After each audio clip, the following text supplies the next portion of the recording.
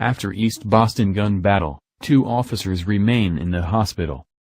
2 Boston police officers wounded in a ferocious firefight with a heavily armed man in East Boston Wednesday night remained in critical condition Thursday, according to officials, as details emerged about the shooter, a Boston constable who claimed to be an elite security expert but was not licensed to carry a gun.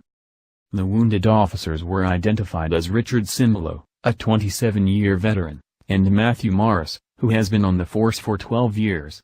Both remained at Massachusetts General Hospital Thursday night, where they underwent life-saving blood transfusions and surgery after the gun battle inside 136 Gladstone Street. They are the 6th and 7th Boston officers shot in the last 3 years.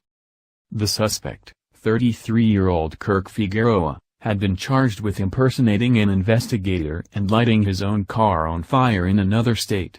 Officials said he opened fire suddenly and without warning when police arrived after 10:41 p.m. to investigate a report of a fight between him and his roommate.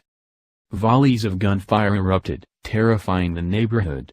Officials say Figueroa first fired on Simlow and Morris and then exchanged shots with police who rushed inside to drag the wounded officers out. He was shot and killed by the officers. "I commend our officers for running into that building with no fear," said Boston Police Commissioner William B. Evans, who called for people to donate blood to the American Red Cross in honor of the transfusions that he said saved the lives of Morris and Simlow. Those who know them describe the wounded officers as well-respected and brave. Simlow, who has 3 children, comes from a police family. When his father, Michael, was a patrolman in Boston, he was shot in 1980, also while responding to a domestic dispute call, according to people who know him and news clips from the time. The elder Simlow was struck in the arm and survived. The shooter was killed. Retired Boston Police Detective Joe Lally worked with the younger Simlow in Dorchester years ago. "He was a stand-up kid," said Lally. Morris, who is married, has been honored for his bravery. In 2006, he and his partner received a Medal of Honor, the highest award the state can bestow on a police officer, for their actions on December 2, 2005, when an armed and masked 15-year-old boy began firing into a crowded bus stop on Blue Hill Avenue. Morris and his partner blocked the gunman's escape, and he was arrested. Evans said police did not believe that Figueroa, who was wearing body armor and carrying a handgun and a tactical shotgun, planned to ambush officers, though he said anyone who would shoot at officers was unhinged. Figueroa was a recently licensed constable in Massachusetts. The city council approved him for the position on April 13, allowing him to serve legal papers connected to civil litigation. Evans said the position was akin to that of a mailman, and police did a limited background check on him. He was not licensed to carry a gun in Massachusetts. A tactical shotgun typically has a shorter barrel and is capable of quickly firing several rounds. Figueroa had no criminal record in Massachusetts but had been in trouble in Georgia. Authorities said Figueroa set his vehicle on fire in Marietta in 2009. He was also accused of unlawfully representing himself as a private detective while not holding a license, according to court records. His attorney said in 2011 that Figueroa was seeking to enlist in the military and was looking for a job. In a 2015 divorce filing, Figueroa's wife accused him of giving her black eyes and choking her. Figueroa's wife, Doreen Vanterpool, said she was not able to divorce Figueroa, whom she has not seen in at least a year, because she could not find him. The pair met in New York and were together for 5 years, marrying in 2013 and moving to Florida, said Vanterpool in a phone interview Thursday. "I thought he was a good guy, a charming guy. I fell for him," she said. But the relationship quickly disintegrated.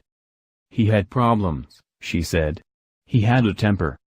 On his website, Figueroa advertised himself as the founder of a company called Code Blue Protection Corporation, which he claimed held $75 million in assets and provided a range of high-tech security services for a diverse range of international clients.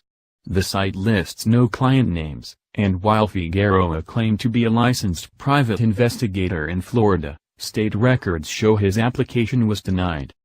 On the biography he posted on the site, Figueroa said he was a member of the Army Reserve Military Police Battalion from 2003 until 2011, though the National Personnel Records Center was not able to immediately confirm whether he had a military record. Figueroa also described himself as a California bounty hunter and mixed martial arts practitioner and said he was certified both as a jail guard and a homeland protection professional. Figueroa also appears to have maintained a Facebook page under the name Coco Azango, a moniker he applied for a trademark with the U.S. Patent and Trademark Office. Coco Azango posted an eclectic mix of videos about police shootings, music by the heavy metal band Slayer, and pictures of reality star Kim Kardashian. One link contains a video titled Real Satanism: A Brotherhood of Satan, beneath which he wrote Hail Satan. The fight between Figueroa and his roommate began over the heat in the duplex, officials said. The shootings sent the Orient Heights neighborhood into lockdown late Wednesday, and residents described hitting the floor in panic.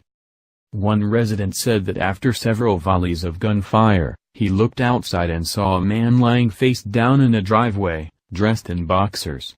"They're shooting in my house," the man in boxers said, recalled the resident, who spoke on condition of anonymity to avoid being drawn into the case. The resident said he didn't know Figueroa but recognized his car, which had a sticker for his Code Blue company on it. "It looks like a police car," said the resident. "It's very hard not to notice that. I thought of Dog the Bounty Hunter." Suffolk District Attorney Daniel F. Conley said the shooting scene was covered in blood. "There is no question," he said, "that many officers acted heroically to save Simlo and Morris. His office," he said, "will investigate the use of deadly force according to standard protocol. I ask the city and the region to please pray for them," Conley said of the wounded officers.